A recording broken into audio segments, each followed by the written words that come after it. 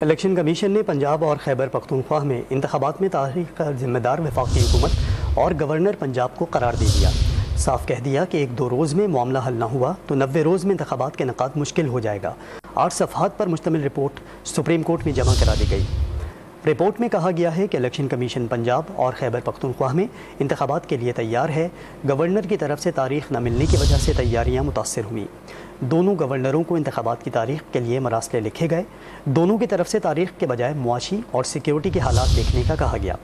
Report میں کہا گیا ہے کہ الیکشن کمیشن نے فوج، رینجرز اور ایف سی کے لیے وزارت دفاع اور داخلہ کو مراسلے بھجوائے، لیکن دونوں نے سیکیورٹی فراہم کرنے سے معذرت کر لی، جبکہ وزارت خزانہ نے فنڈز دینے سے انکار کر دیا۔